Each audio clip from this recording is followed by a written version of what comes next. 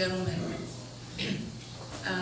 It's a great honor to be here in my own background, my front yard, as a matter of fact. And it's wonderful to see such a turnout, and I understand there are participants from so many different countries, which I think is very encouraging, that we show solidarity and join hands, trying to not only address the issue, but trying to find a solution to what's going on recently. I would like to thank the organizers for hosting this very important conference today as we approach the 2 years of genocide committed in Myanmar against the Rohingya. What is important for us is to talk about how rape has been and continues to be used as weapons during wars and genocide, past and present, in this region. Right? The two people that I would really like to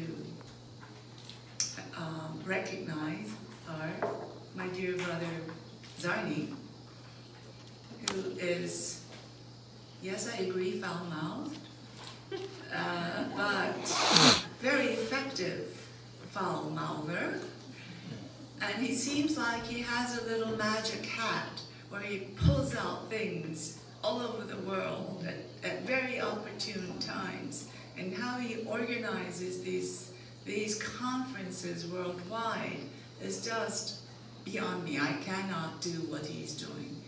And Kinam, who's more soft-spoken, who I fortuitously ran into in Dhaka airport a few years ago, has been such a great advocate, and he has joined hands with other civil society organizations in Korea, and it's just really bringing the issue of the Rohingya into the public eye of Korea, and trying to make the connection with what's happened there as into what's happened here in Korea historically. We were under Japanese occupation for 36 very long years, very long years.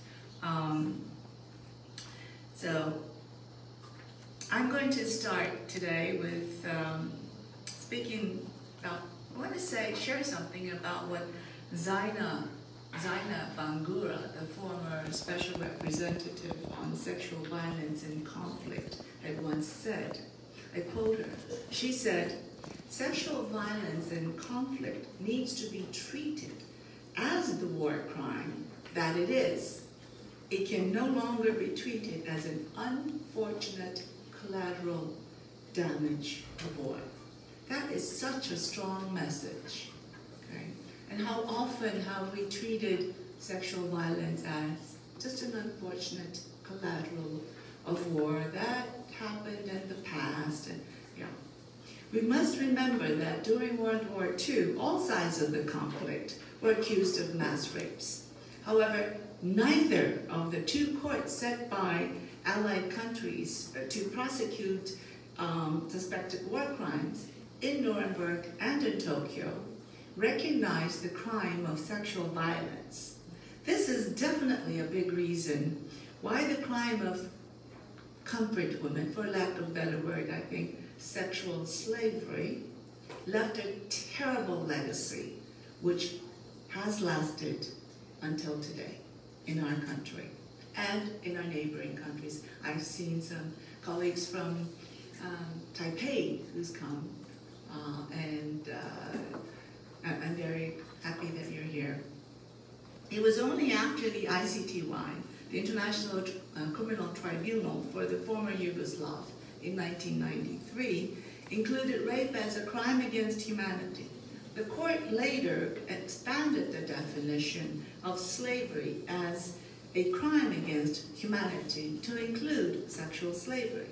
Then the ICTR, the International Criminal Tribunal for Rwanda, in 1994, also declared rape to be a war crime and a crime against humanity.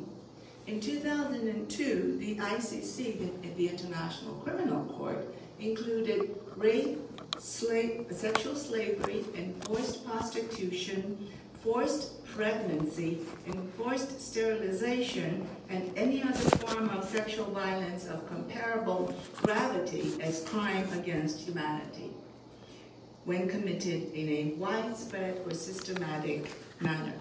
The court later issued warrants, including several counts of rape as both a war crime and a crime against humanity.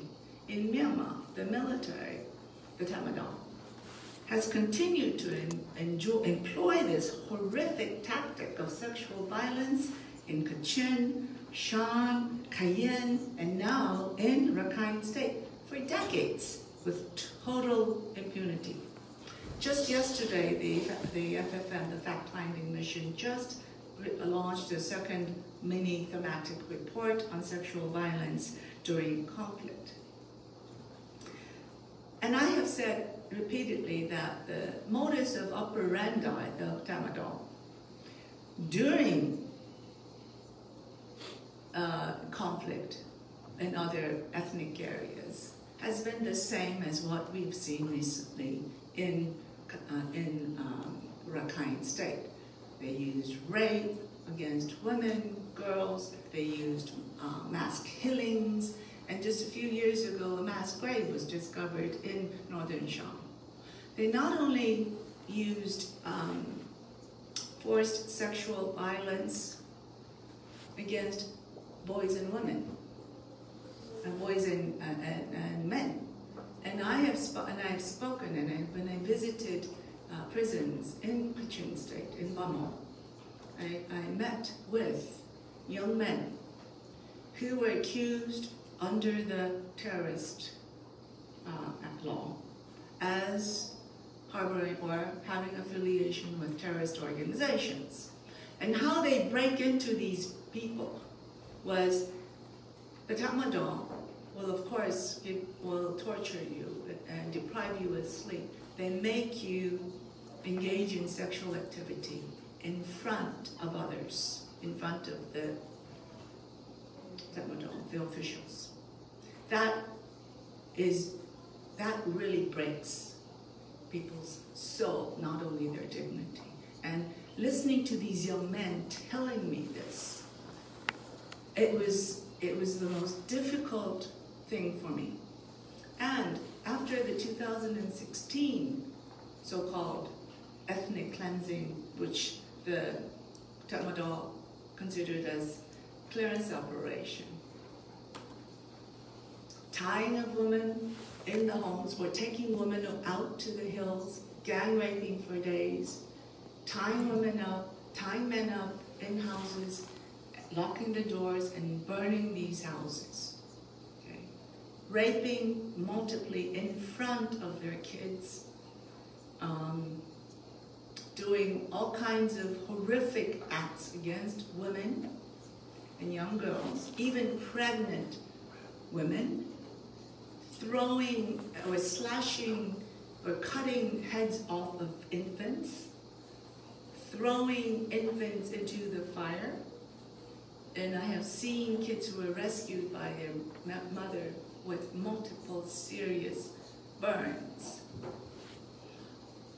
And when you see a little boy of 3 years old who came up to me one day in Cox's Bazar, and he had no expression in his face, and he wanted to tell me that they did this to my father, meaning they chopped him to pieces in front of a 3-year-old boy.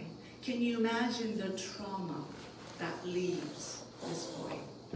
And the longer for me as a child developmentalist, I work with child abuse and trauma and prevention of child abuse, and what the early childhood abuse has, how it manifests later in that person and how it affects the society. We worry about re-victimization, and the longer they stay in these camps in dire conditions, they've been there for 2 years now, or some more than 2 years, course in the 90s too, something.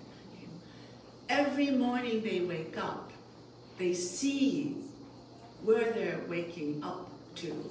Kinam said good morning, but it's really not a good situation they're waking up to. That is, every day they are being re-victimized and being reminded of why they're there and what that long process was for them for even getting to that place.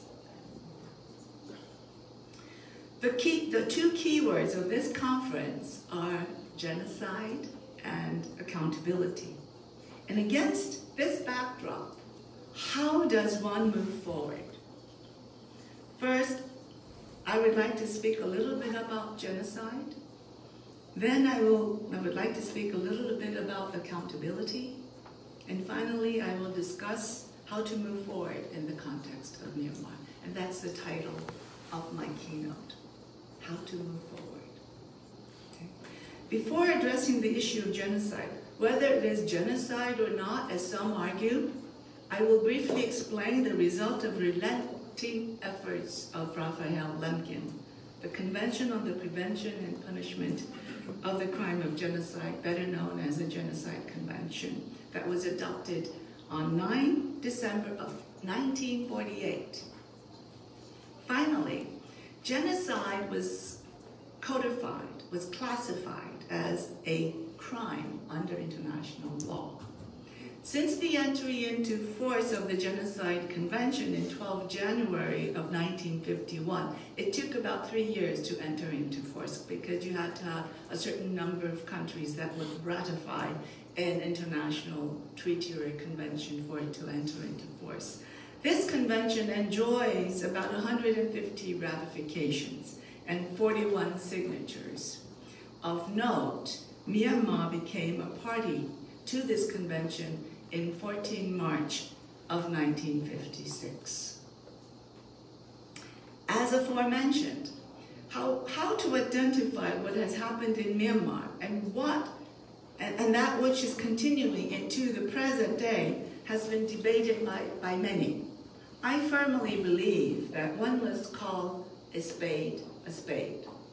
There is ample support for identifying the current situation in Myanmar as genocide and ongoing genocide. Allow me to support my position by explaining briefly what the convention states. The convention defines genocide under its Article 2 as one of the following acts committed with the intent to destroy, in whole or in part, national, ethnic, racial, or religious groups such as killing, maiming, killing members of the group. Second, causing serious bodily or mental harm to members of the group. 3, deliberately inflicting on the group conditions of life calculated to bring about its physical destruction in whole or in part. 4, imposing measures intended to prevent births within the group. 5, forcibly transferring children of the group to another group. Article 3 goes on to list the following acts as punishable. There's 5 acts. First, genocide. Conspiracy to commit genocide.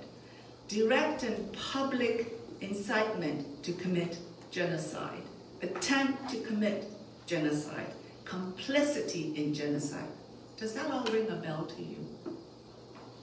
Does that say something about what's happened in Myanmar and what's happening in Myanmar currently? I don't have to go into details further. The intent has been demonstrated by the statements made by the high-level government officials and the commander-in-chief of the Tetmadol Myon Line, General Myon Line. Statements such as, and he said this publicly, and I quote, "The Rohingya are unfinished business," clearly points to the intent. The fact-finding mission in Myanmar, for Myanmar in 2018 in its Human Rights Commission report found 4 of the 5 defined acts: killing, causing serious bodily harm or mental harm, inflicting conditions of life calculated to bring about the physical destruction of the group in whole or in part, and 4, imposing measures intending to prevent births. Births have been regulated for the Rohingya for many years.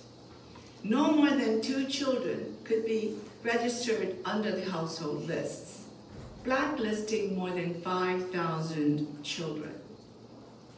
In 2004, the government introduced a new law, which was included in this religious package law, that may place birth spacing to 36 months to areas that are declared special zones. And Rakhine is a special zone in the eyes of the Tenant. The 1982 citizenship law literally made the majority of the Rohingya, who once were considered citizens, as stateless. There is no freedom of movement by Rohingya living in northern Rakhine, IDP camps in central Rakhine and other areas of the state. Access to education and health care is minimal. More surprising is the continuous denial of humanitarian aid to many parts of the state. The actual number of deaths recorded is not conclusive, but Médecins Sans Frontières MSF survey estimated at least 6,700 Rohingya were killed during the 2017 attacks. Myanmar has not allowed any international investigators into Rakhine since 2017 August clearance operation, including myself. Let us not forget the so-called clearance operation that drove out over 80,000 Rohingya in October 2016 following ARSA attacks of October 9 of that year. I am concerned that the international community is beginning to overlook the situation of over 1 million Rohingya refugees in Cox's Bazar, which is now truly a human rights crisis. Responsibility for which lies in Myanmar. It is entirely their responsibility to bring about all necessary conditions for all the people they forcibly drove out to return, and they are completely failing to do so. The remaining Rohingya in Myanmar continue to be denied their rights and persecuted by authorities, making returns from Bangladesh impossible at this time. 128,000 Muslims, including Rohingya and Kaman, of whom 53% are children, still live in encampments in central Sichuan, with no freedom of movement.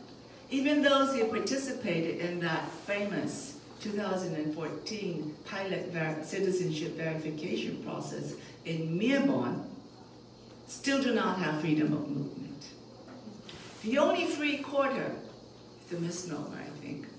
Ang Mingla in Sichuan, it's not free. Where about 5,000 Rohingya live also exhibit dire conditions. They have no freedom of movement to move outside of their so-called free quarter. In Chokpyu, the booming area where a special economic zone will be constructed, thousands of Kaman Muslims, who are one of the 135 recognized ethnic minorities under the 1982 citizenship law, still remain in camps since 2012. Now, are these conditions conducive for return? Conversations I have had with many refugees reveal the following. They wish to return to Myanmar, but only when they know that they will be safe. They will have citizenship and equal rights with the rest of the population in Myanmar, and they will have their property returned to them. Houses and land that were left by the Rohingya when fleeing to Bangladesh have mostly been burned and bulldozed. Satellite images had shown constructions of roads, military bases, and other government buildings on these land that belonged to the Rohingya. Recent satellite images show no construction, or rather construction of the raised property for the Rohingya to return to, only separate housing away from their original places has been built for the returnees, creating a more long-term apartheid-like segregation. We have to remember that in 2014, a new law was passed, the Disaster Management Law, whereby all land or property that is burned returns back to the Tatmadaw. In November 2017, the two governments of Myanmar and Bangladesh concluded a joint agreement for repatriation that would be safe, voluntary, dignified, and sustainable. 1 year after the agreement, there was a sudden move for repatriation, creating great panic, and no one volunteered. Some even went into hiding after finding out that their names were on the list to be repatriated. Again, this past August 15, two governments, Myanmar and Bangladesh, announced that 3,450 persons were on a list approved for return between Myanmar and Bangladesh, and the date they said was 22nd of August. UNHCR Myanmar has been banned from visiting Rakhine State by Myanmar government, so they could not verify the actual conditions the Rohingya would be returning to, and they expressed concerns.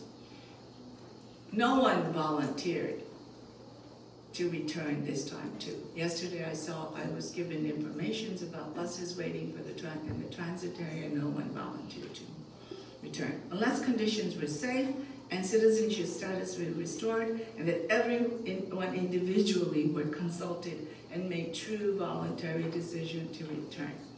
Now, nowadays, it's a second wave of this push for repatriation, and now the refugees in the camps are now facing another dilemma, another problem is that now they will have to deal with, okay, when will the next push for repatriation be? Okay. Now let me address accountability.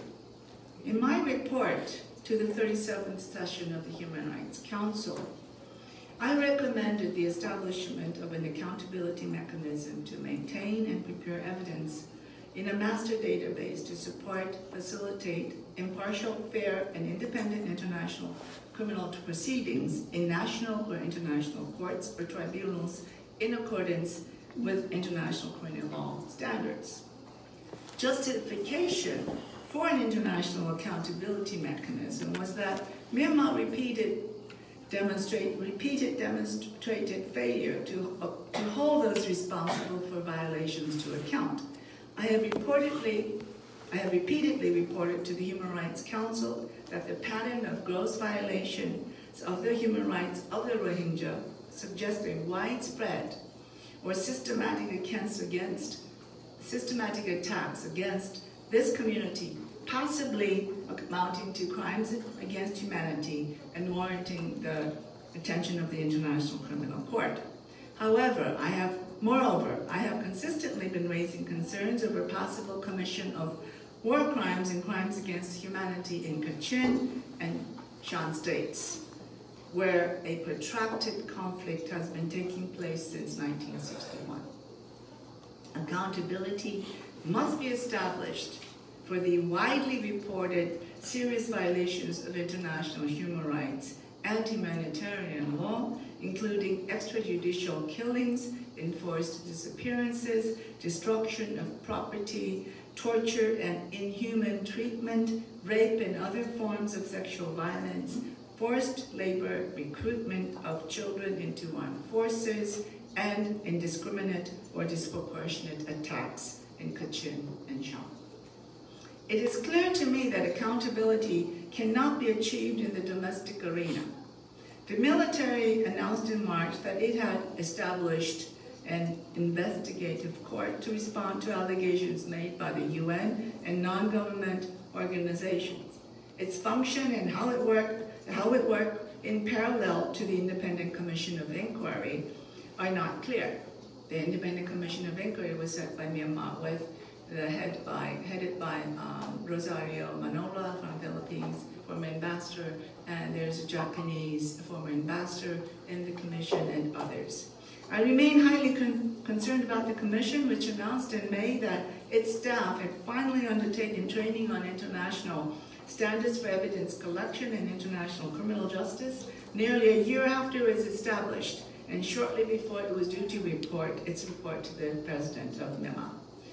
Moreover, the mandate of this commission has now been extended to 2020. This further demonstrates it does not have the capacity to bring justice to victims or be in a credible form of accountability. Of note, there has been a multitude of commissions and military commission established since the 2016 clearance operation. The recent, the very popular case of the two Reuters journalists who was pushing to expose what happened in Indon, the massacre of Indon. They were sentenced for 515 days. They were put in jail. They were finally pardoned by the president, but their charges were not dropped. They still are, their charges are very serious charges under the Myanmar law.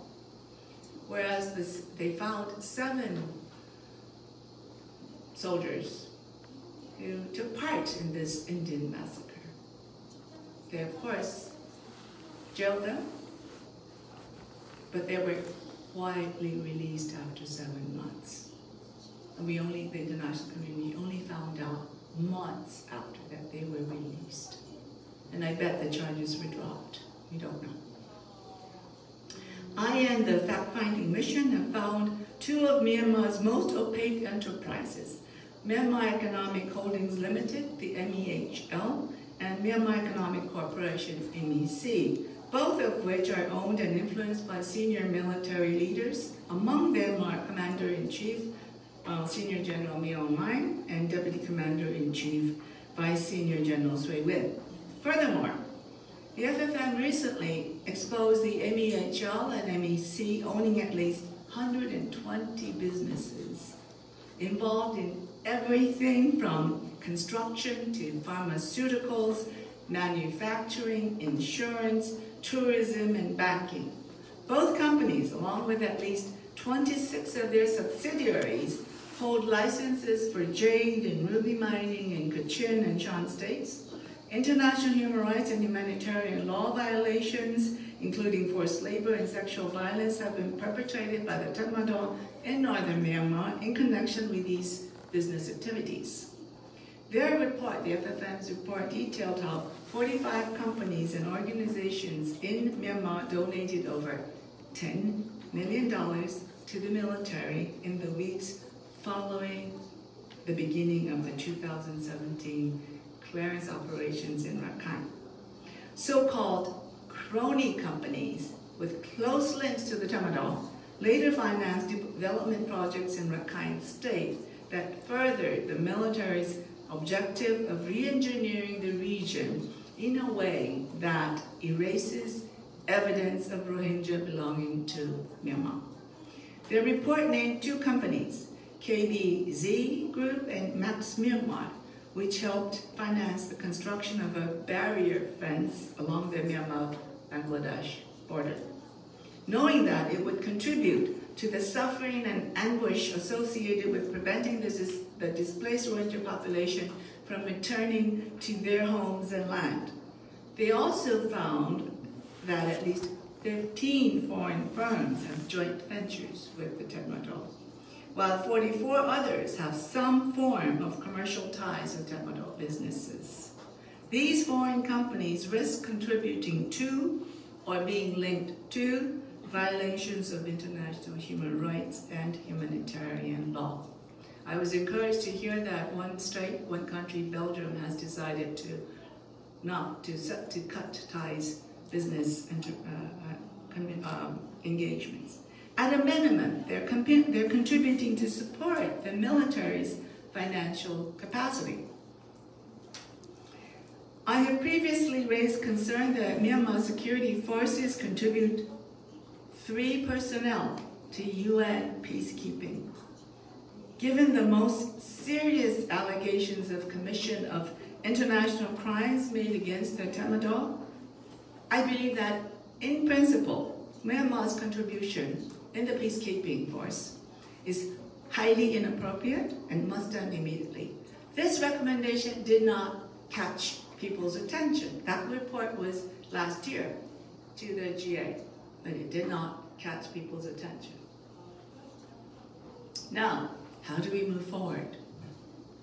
I have, throughout my mandate, advocated for an end to impunity, redress for past abuse, establishment of the rule of law, and democratic reforms. First and foremost, Myanmar must be referred to the ICC without delay. Establishment of an international tribunal was also suggested by me. In addition, application of universal jurisdiction is another means of moving forward, where different countries can apply universal jurisdiction when members of the Tatmadaw or the persons who are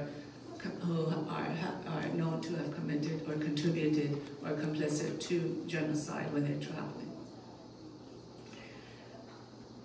Of course, the ICJ is another avenue, and the OIC has now brought this case, initiated a case. The Gambia has initiated a case on the ICJ.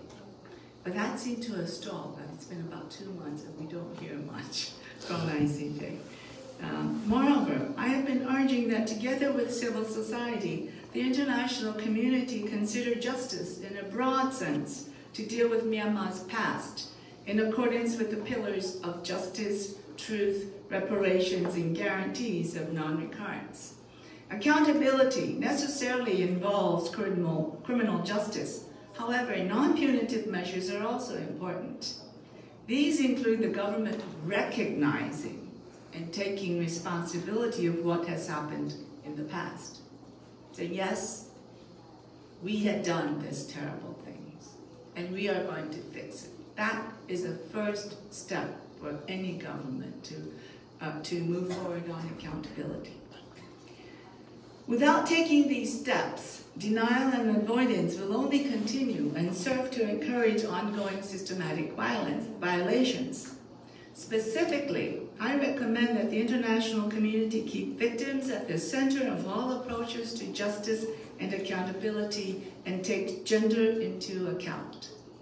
In addition to reparations, urgent interim relief should be provided to victims who interact with the newly established IIM and other accountability processes in the future, such that they are ensured protection and access to livelihoods, education, health, psychosocial, and trauma care and legal assistance. Victims should also be provided with assistance and support in accessing accountability mechanisms, and their right to remedy must be upheld, including through reparations, compensation, restitution of property, and guarantee of non-repetition. Restoration of citizenship to members of the Rohingya community with an assurance that they can enjoy the same rights as the other Myanmar citizens is recommended. And seizing arbitrary and discriminatory denial or restriction of citizenship rights and documentation to members of minority religions or ethnicities are also recommended. Amending or repealing the 1982 citizenship law should also be conducted. Furthermore, revising or repealing all arbitrary and discriminatory regulations, laws, and policies that have been previously identified by me should be conducted. The Kofi Annan Commission came up with a recommendation, and I think, I'm afraid this is a misnomer, a pathway to citizenship. That's a misnomer. I strongly disagreed with that. It was the one sticky thorn, and Kofi Annan had to compromise with the government of Myanmar, especially Aung San Suu Kyi. And so they kind of watered it down to say pathway. What if the pathway leads to a detour or a short end? But we have to remember that before 1982 citizenship law, many of the Rohingyas were citizens of Myanmar. So I keep saying, restore their citizenship. And even within the 1982 citizenship law, if it was applied by the letter and the spirit of the law, many of the Rohingyas would still have their citizenship. They would not be considered stateless. For a sustainable peace and peaceful coexistence, all acts and publication of advocacy of national, racial, or religious hatred that constitute incitement to discrimination, hostility, or violence, including on social media, must cease, in addition to enacting a law to prohibit such acts in accordance with the Rabat Plan of Action. I am not advocating for a law on hate speech, no. But I am advocating for a comprehensive and anti-discrimination law and policy and active education and awareness campaign about discrimination. Okay. Finally, and I include this in all my reports, although you have heard the Rosenthal report, you have heard of the Rosenthal report, a comprehensive, transparent, independent review of actions by the United Nations systems must be conducted, ensuring that any final report and recommendations are made public. You will see these exact words in 3 of my reports to the UN, consecutive reports. It must include actions taken in the lead up to and after the reported attacks of 9 October 2016 and 25 August of 2017 in Rakhine State regarding the implementation of the UN's humanitarian and protection mandates and within the framework of Human Rights Upfront initiative, and an assessment of whether the United Nations and the international community could have prevented or managed the situation differently and make recommendations for accountability if appropriate. We have heard so much rhetoric as never again by the UN and the international community. How many never agains are you willing to listen to, hear more? I regret that the Security Council has proven to be ineffective in maintaining peace and security. Therefore, there should be thorough discussions on how to make the Security Council more effective. There should be complete overhaul or reform of the Security Council. If it is going to uphold the UN Charter, notably Article 1, Paragraph 1, which states, the purpose of the United Nations are, Article 1, to maintain international peace and security, and to that end, to take effective collective measures for the prevention and removal of threats to the peace and the suppression of acts of aggression or other breaches of the peace, and to bring about peaceful means, by peaceful means, and in conformity with the principles of justice and international law, adjustment or settlement. In sum, all of the aforementioned steps must be accomplished in order to move forward. When you probably heard when you saw my title, How to Move Forward. Oh my gosh, is she going to say, let's forget, let bygones be bygones? No. Without achieving these, there really is no way Myanmar and its people can move forward. Welcome, Kotwetswe. Welcome.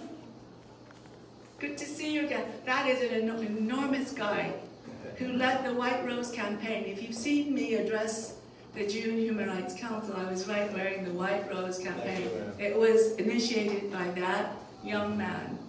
Yes. It's okay.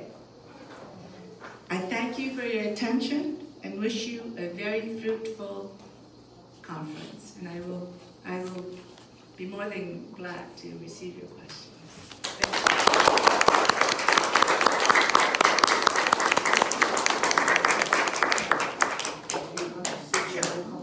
Sure.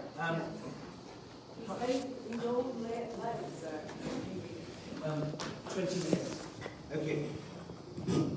We have 20 minutes of Q&A.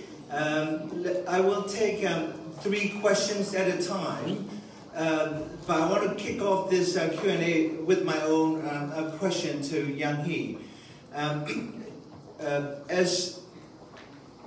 As you well know, the genocides are not exclusive properties of the Nazis or the Africans, but we in Asia have lived through, since the end of World War II, a number of major genocides. The genocide of the Chinese under the pretext of anti-communists, by Indonesia under General Suharto in 1965, followed within a decade by Khmer Rouge genocide that wiped out 1/3 of the entire population. That has been called, after 40 years of the act, genocide. And in between, we had 1971 West Pakistan genocidal attacks against East Pakistan, today called Bangladesh. And now today, yes, Sri Lanka, towards the end of the ending of the war. And at the time, the UN Secretary General was Ban Ki-moon. And Charles Petrie was commissioned to write assessment of the performance of the United Nations, and UN came categorically short of what it was supposed to do. And Mr. Ban Ki-moon, from this country, started this right upfront approach. And today, we are seeing that under a new General Secretary General, Guterres, the United Nations, not only the Security Council, Secretary General himself has shown incapable of acting, while having been informed by no one other than the President Thein Sein that Myanmar was intended to deport the entire population of Rohingya. That is to say that Myanmar President had the gall to tell the visiting the high official from the United Nations at the time, Guterres was head of UNHCR, that Myanmar was planning to commit crime against humanity. And Guterres himself failed and did not take personal responsibility. Now he's heading. The same with the Kofi Annan. He failed as the head of peacekeeping mission. He shoved the telegram from Kigali sent to his office that there was going to be a genocide. And he shelved it because he knew which side of the bread was buttered. The Americans, Clinton was not prepared to act. So do you think that Asian continent today, from Japan all the way to India and anything in between, have been extremely, what's the word? It's made up of 2 types of states: bystanding states, such as ASEAN states, with the exception of Malaysia, and sadly, Republic of Korea, taking a bystander position, and active collaborators: Japan, Philippines, China, India, protecting and supporting Myanmar. What is the possibility of acting on the legal and moral obligation under the Interstate Treaty, Genocide Convention? Finally, in 2007, Yugoslavia, not tribunal, the states of Serbia and Montenegro were challenged by Bosnia and Herzegovina at the International Court of Justice.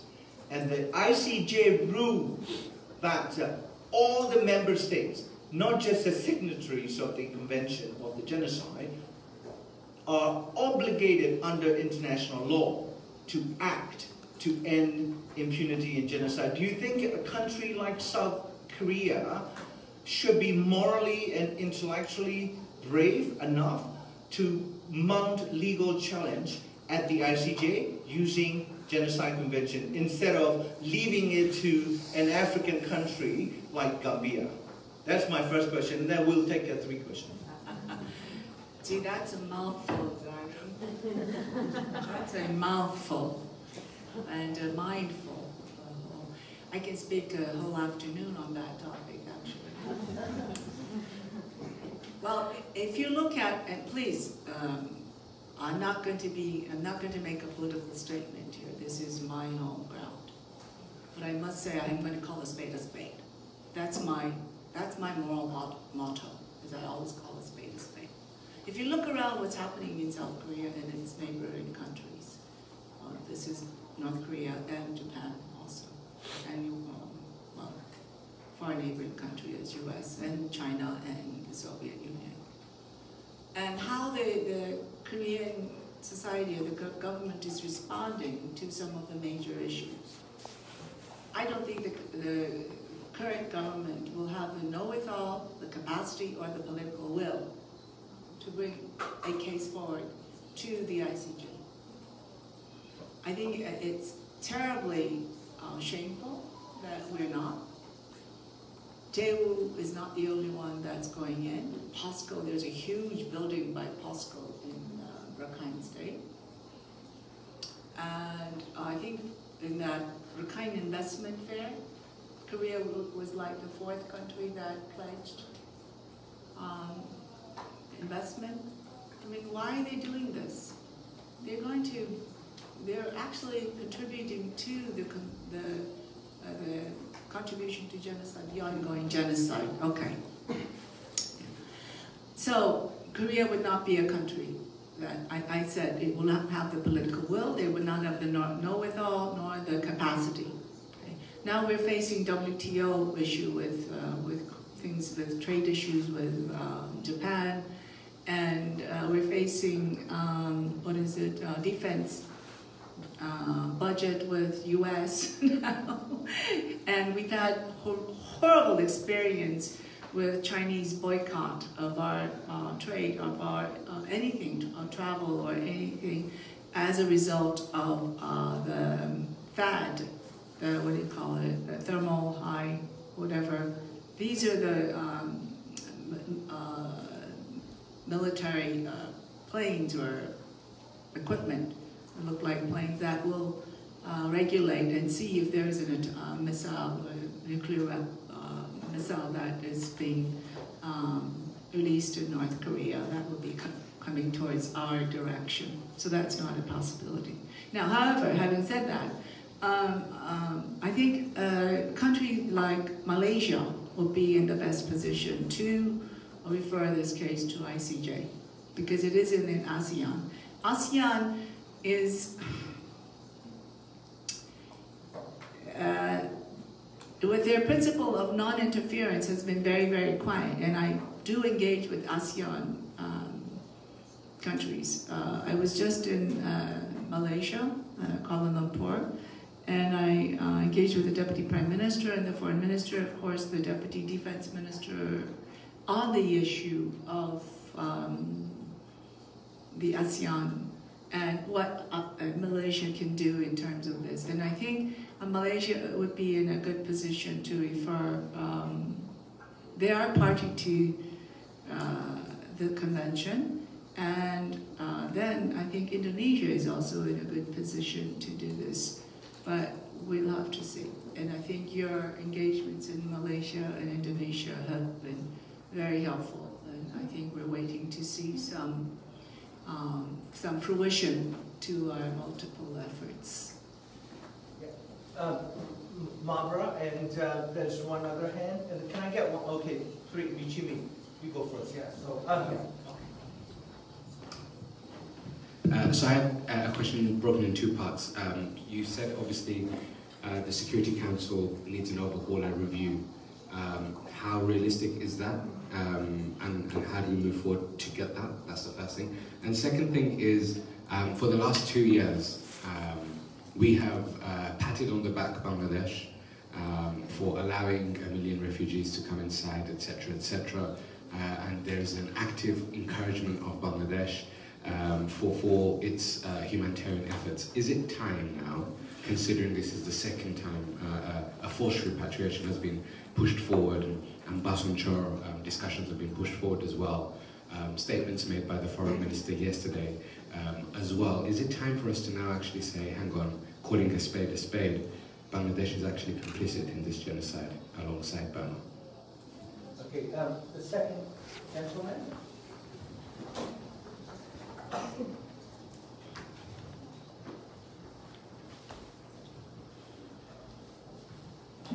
Can you please identify yourself and your organization? Yes, my name is John. I'm also a Burmese. I'm an ethnic minority and a Christian, and I'm also a doctorate scholar. So I agree with all your suggestions. It is good to. There's two issues in Myanmar case in my recommendation. First thing is immediate action. All these things, immediate action taken from international community and within domestic action. So I agree all these cases violated by Myanmar government and those things. And second thing is, it is not easy to understand by many other countries because the concept of ethnic minority in Myanmar is not easy to understand. It's not same with other countries. So that is one basic problem, is structural problem in Myanmar. And like that, extreme Buddhism, extreme Burmanism, they made a structural problem.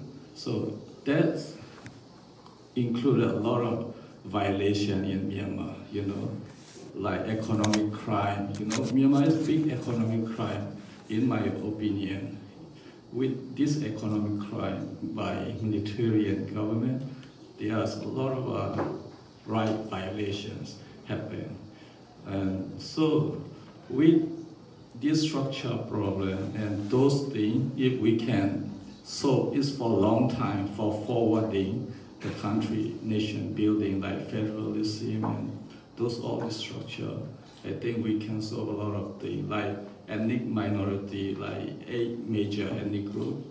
If they have their own federalism and their own right to build, I think within their own state, they can solve a lot of things. Within Rakhine State, I think Rohingya can be also the main group in Rakhine State. But now, the central government, military, or government interfering in any community state, the ethnic has no right to decide by their own, many cases. So this is structural problem. That is my recommendation. Thank you. Michimi Sinselia.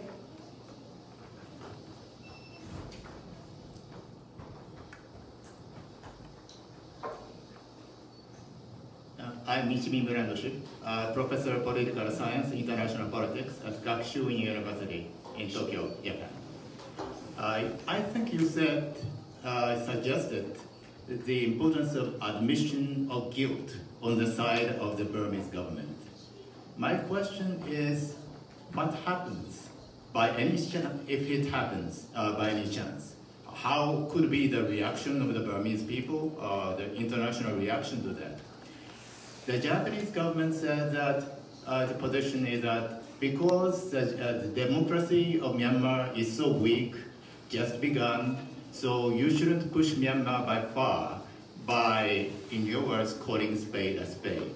So what is your response to the position of such response like Japan's? Shall we let Professor Yami respond to these questions? One comment. Thank you for these very important questions and comments and recommendations. How do we do an overall of the Security Council? Well, of course, it's the member states that will have to be on board. The United Nations, the Security General, Ban Ki-moon and now Guterres, they're out to do a reform of the United Nations. But this is the Secretariat of the United Nations. I'm sure it's all of its agencies. But I think it's the member states that need to bring this forward. And there have been some movement within the Security Council. For instance, what is holding many issues back is the P5, the veto vote of the P5. And is that fair?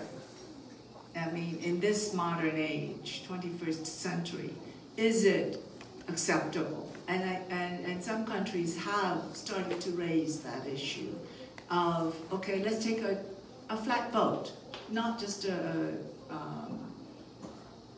notwithstanding the P5 veto vote, to even put Myanmar on the Security Council agenda, or even a resolution, a strong resolution. And they've kind of watered down and taken to a president's statement, or they really didn't do anything that was substantial.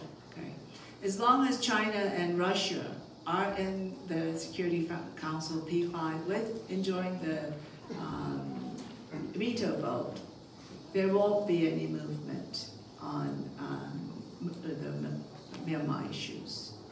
However, we don't know. Maybe China will have a different heart and say, okay, let's see how this will take its own course. So we're hoping that to make China to understand that it would be in their best interest, and I'm not going to go into China and its own problems in its own backyard, because that's not my mandate.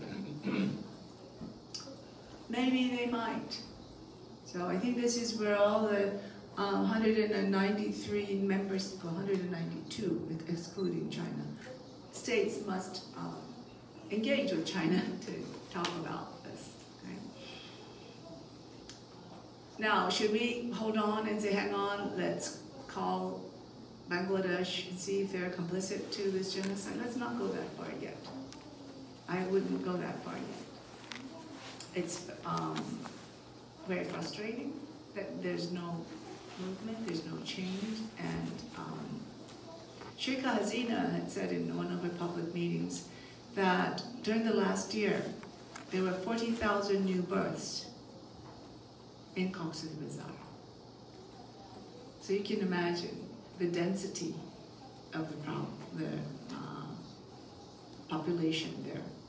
But we have to understand and recognize that no country in the world is hosting the largest refugee camp of the 21st century. So go to my website and you'll see a link to Flickr that I took of Northern Rakhine after the 2016 clearance operation. And I have pictures of Boshanchar. I was the only one allowed to go to Boshanchar. And I was there last year. So have a look. Thank you. Immediate action. I don't know if it was a question to me, but the structural problems. The Mabata is a major force in the Myanmar society. So I don't know how to comment on this, but you will see that the Tatmada's involvement in all the business activities throughout Myanmar, and how how some of the military funds are also being channeled into Tatmada. I mean, to Mabada. Yeah.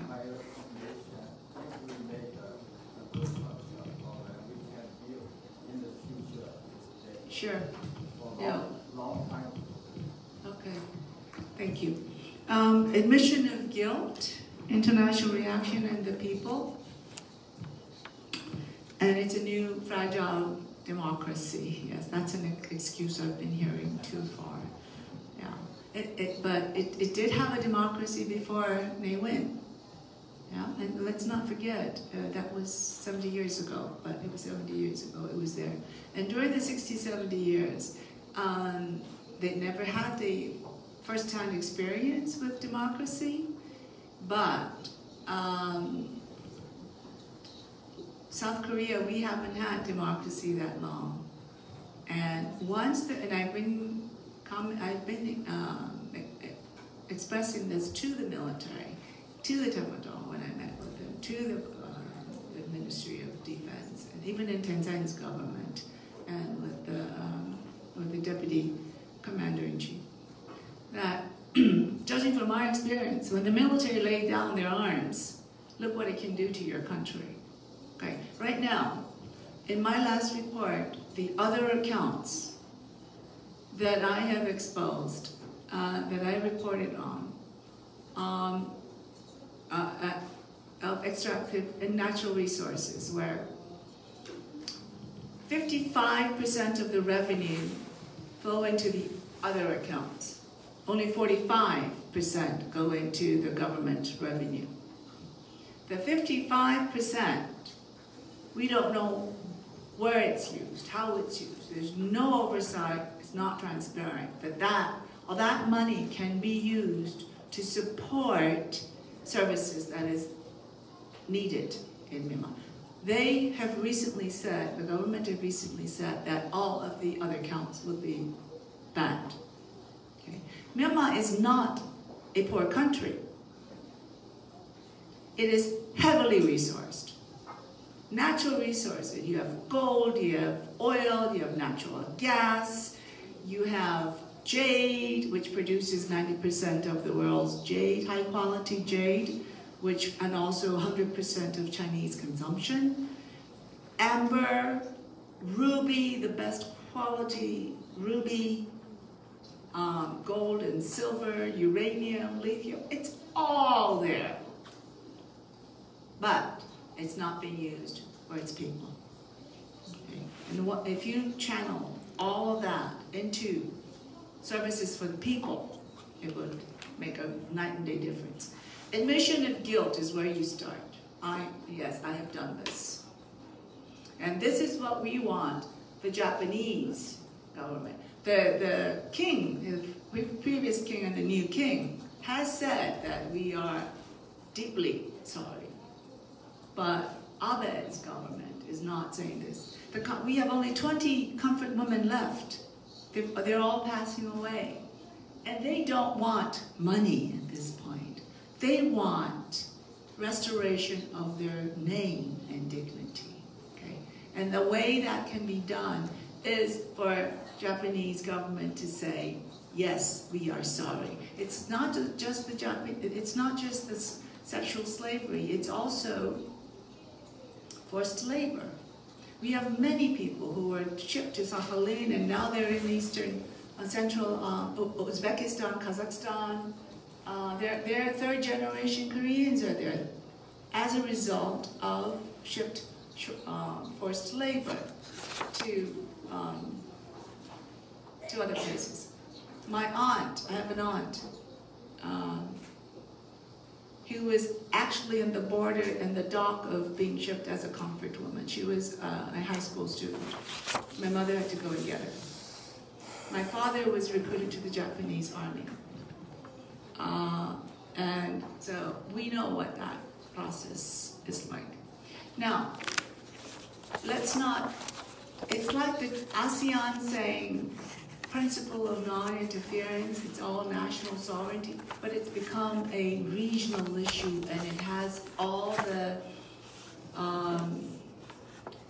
the indicators that it will potentially explode into a global issue, is that being quiet diplomacy. Let's be incremental, let's not push too far.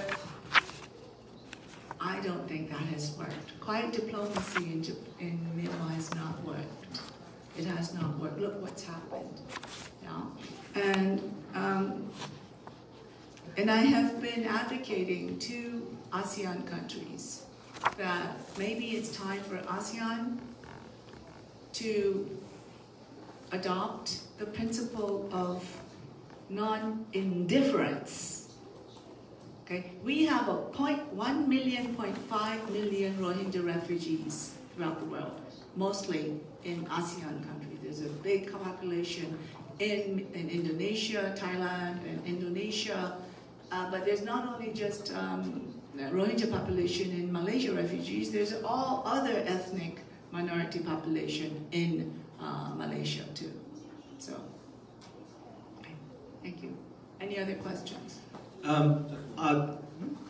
Yeah. We're running late. Yeah, we are running very late, and so we will take one concise question. So I cannot ask that question. So that has to be somebody else. And I'm sorry, my answers are very, very long.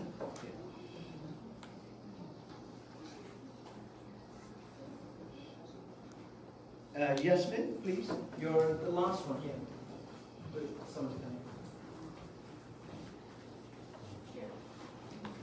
Can you say who you are? Hi, my name is Yasmin. I work with the Rohingya Human Rights Network as well as the Free Rohingya Coalition. This is a bit more of a history. I'm not too sure if this is, something that might be relevant today, but I thought that history teaches us a lot of things and we probably should take lessons from it. But time and time again, we see the same mistakes being made by the United Nations as a whole, as an organization. We saw the failure of the League of Nations and the withdrawal from the U.S. and many other countries from its, purpose and its stance back in 1920s. And what it had done in order, the failure that it had caused in the wars and the genocide, specifically for, the Jewish Europeans. Are we seeing the same trends being, taking place in terms of the United Nations as a whole? And maybe is this a time for us to actually think about the debacle of the entire institutions and our ways to move forward from this, not, being stuck in an institution or a foundation that does not actually work? Well, that's a very poignant question or comment. UN's failure. I'm being very cynical. I think the United Nations as a whole has an attention span not longer than a bird. I'm sorry. United Nations has grown humongously. It's a big, huge dinosaur. They've lost their vision, why they're there. Back to the basics. Why was an agency started? What's your vision? What's your purpose? And what's your mission? That's lost. Maybe they should stream down and really buckle down and, in educational departments, you say back to basics, the 3 R's, Maybe that's what they should do now. But however, debuckle the whole system that's not working. But that's the only forum that we can bring out and discuss things and bring things to the table. Yeah, that's the pity of this. I'm afraid, as I said, the UN has an attention span not longer than a bird, and so yes, we are going to see this happen again and again. I'm afraid after Myanmar burning genocide, as you called it, and Amartya Sen called it, if there's another big crisis, attention will move there. And then they say, oh my God, we have to do another study, and it's a systemic failure. How many systemic failures do you need? Why can't you fix the first systemic failure? Okay. I always tell my graduate students, they're here too, and my children, when I said, do you know the similarity, and please don't quote me, I'm sure you're being on YouTube. This is when I educate my own children, let's say, raising my own children. There are similarities and differences between a fool and a wise person. Do you know what they are? What are the similarities? Both a fool and a wise person make mistakes. The difference is a fool repeats those same mistakes, whereas a wise person learns from those mistakes and try not to make them and prevent these mistakes from happening when they see signs. Okay? As Adama Dieng said, genocide doesn't happen with all of a sudden overnight killing and mass rape and mass killings. You know, it happens with discriminatory regulations, small incitement to violence, some intolerant activities, some insensitive words back and forth. It's a long process, and so you would see these signs happening. Okay, thank you. Thank you very much. On the cheerful note of the United Nations of the Fool, shall we give Professor Yang Lee a warm round of applause?